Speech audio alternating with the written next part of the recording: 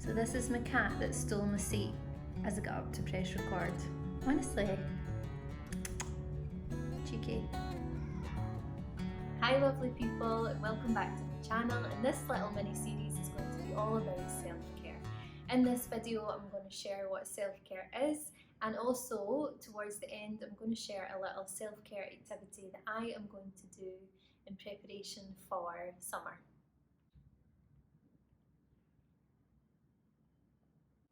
So what is self-care? Self-care means different things to different people. There's so many layers to self-care, the same way there are so many layers to mindfulness or well-being. And often self-care can be a kind of short-term, momentary thing that we do to help us feel better or to manage through the day. So an example of this that I would kind of dress up as self-care would be during the day I'll have like a can of Diet Coke and a chocolate to get me through the rest of the day.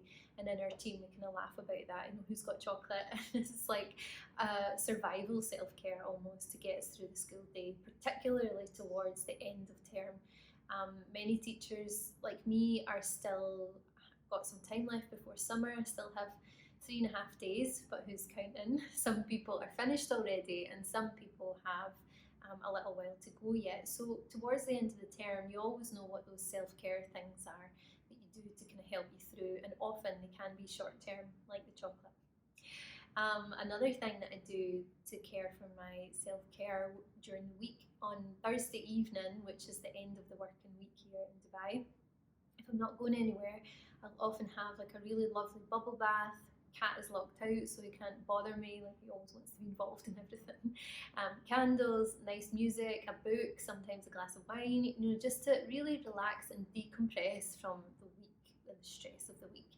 And that is a really important part of my self-care practice, but again, short-term self-care, because it just makes me feel better after that week. But it doesn't actually deal with the sources of stress or anxiety that I might be experiencing that pop up throughout the week. But again, it's just another nice short-term element of self-care. Some of the more kind of long-term self-care things that I would do during the school term is a 3-minute breathing space. So during lunchtime or break time or whatever, I'll go into the cupboard, put on headphones, listen to 3-minute breathing space on YouTube, and it just shifts my energy and kind of brings me back to balance, brings me back to the moment, takes me out of my head of the 8,000 things that I have to get done that day. So I'd say that that's a more long-term element of my self-care practice that supports my overall mental well-being. But I think when I think about summer, very often teachers are like, right, it's a summer of self-care, I'm not going to think about work at all. But very often things will creep into our time, like when I'm in department stores or supermarkets, and they'll see things and be like, oh, that's great for school, I'll buy that. And I start thinking about, I could use it for this display because we're going to do this topic. And it's just, you can't, once you're a teacher, it is kind of inbuilt in who you are, and it does kind of creep into your own personal time. So summer, however it looks for you, whether you're going to completely forget all about school or it helps reduce your stress by being more organised, think about all these things with the element of self-care involved in it as well. So for example, I am travelling this summer. I am going home to Scotland, but via Spain for 10 days, self-quarantine in Scotland for 10 days, then I can see my family. So it's quite an expensive, stressful trip that's going to happen, but I know that the end goal is to be with my family, and I'm so grateful and lucky that I have the option to do that. But one of the things that helps me prepare for that self-care time when I get home eventually is being organised. So there's things that are already starting to creep into the back of my head that I need to do before I finish school and in preparation for my summer. So this video is basically going to focus on one self-care practice that will support you in the long term in preparation for your summer of self-care. And if you want to, you can do this along with me, just so that you have started the process of thinking about what self-care is. So today, what I'm going to do after I finish talking here is I'm going to have a kind of self-care brain dump. Like I say, I've got 3.5 days left, so when I finish on that Wednesday, I'd like to start doing some of my self-care practices from the very first day of summer, which is the Thursday.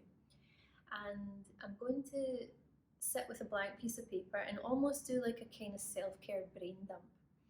So I'm going to split the page in half, and on one side talk about the things that I want to leave behind in this academic year. Some of those might include things like stress. I feel like the stress is built up so much over the year, and then I sat in it for a while, and although I tried to do different things to reduce the stress that I felt, it wasn't always successful. So I don't want to bring that with me into the summer, and I also don't want to bring it into the next academic year when that comes, because I'm moving year groups and I'll have had a summer of rest and things like that. So I want to be able to leave the stress of this full year of in-person learning during COVID, also with online learning as well, and it's been a new experience for everybody having to teach in this different way. So it's taken me a year to adapt to it. So I want to leave that completely behind, all the stress involved with that. But something I might take with me into next year, thinking beyond summer, is all the lessons I've learned, all the things that I'm able to do with technology now that I couldn't before. But again, that's a professional thing after the self-care summer.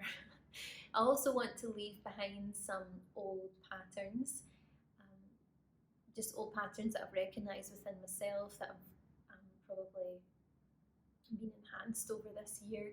So I want to leave those behind. I also want to leave behind some of the chaotic energy I felt, kind of running on adrenaline all the time. I feel like I could have been a lot more present in certain times during the school year, but because I had so much going on mentally, it was a bit harder sometimes to step out of this chaotic energy of just living minute to minute, trying to get things done and get things done to the best I can.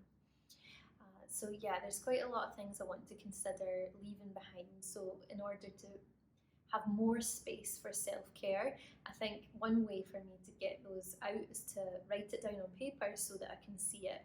So if you do try this, let me know how you get on. You can contact me through DM on Mindfulness Green on Instagram, or leave comments below and just mention some of the things that you think you would like to leave behind to make space for self-care. So then on the other half of the page, again, a bit of a brain dump, my plans for summer.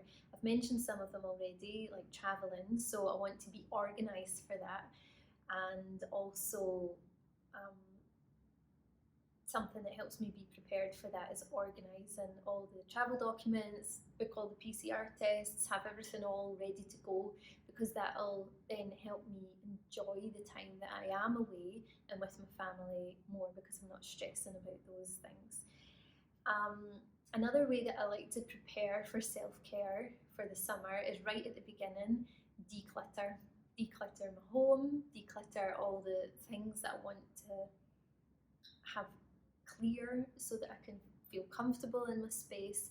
I really love my apartment, but although it looks tidy behind me now, in those cupboards it's like bursting with things that I probably don't need or haven't seen in a year since I moved here. So again, decluttering is such a lovely process. For me, it is almost an element of self-care because it's supporting my environment so that I feel free and light and clear in the space that I'm in. I'm also going to declutter my classroom cupboard before I leave for summer, because that is almost in preparation for self-care at the beginning of the next year, academic year, because I'm going to be in a new classroom and a new year group, and very much like my home, because I spend so much time in my classroom, in preparation for my self-care, thinking ahead for when I'm back at work, professional self-care, I need my space to be clear. So almost getting rid of a lot of things in my old cupboard that I don't need anymore, and moving on to my next classroom. So again, decluttering is a really huge part of self-care for me. And then I think over the summer, when I talk about mental self-care, quite often I find like a positive psychology intervention is so helpful for me. Like whether to choose something that I want to really focus on over the summer, like character strengths or gratitude. Another nice one would be best possible self. It's like a journaling kind of writing intervention that boosts optimism. But I'll talk about some of these in another video. But even just knowing that I'm going to take part in one of these positive psychology interventions that are rooted in science, and there's papers outlining the benefits of them, picking one of those and knowing that that's going to be my focus over the summer already makes me feel like, okay, so that's an element of self-care that you're going to work on over the summer. And again, it's a long-term one rather than just a momentary short-term thing. So I'll have a think about one of those. That'll be written down on my paper, just some of the ideas that I have before I choose one of them. So I would encourage you to take part in this little self-care prep challenge. It's almost like getting yourself ready for self-care, thinking about first what it means for you, thinking about the short-term things that you do, and then looking beyond that and thinking about some deeper self-care practices that are going to serve you in the long term. Have a think about some of those. And if you think that, if you're one of the people like me, sometimes you just need to get everything out your head onto paper so it's clear and kind of gives you more space in your mind, then do take part in this and comment below and tell me how you get on with it. So try and set yourself free from the last academic year, cut loose all those things that have been kind of pulling at you throughout the year. Once you do that and set them off, it'll make more space for you to really think about you and your self-care and practices and things that you want to do over the summer to feel well. So thanks so much for being here. Thanks for listening. Please subscribe. Hopefully the next 3 videos about self-care will be useful for you too. And I love speaking to you about these things. Do get in touch if you want to share. Okay, thanks. Bye.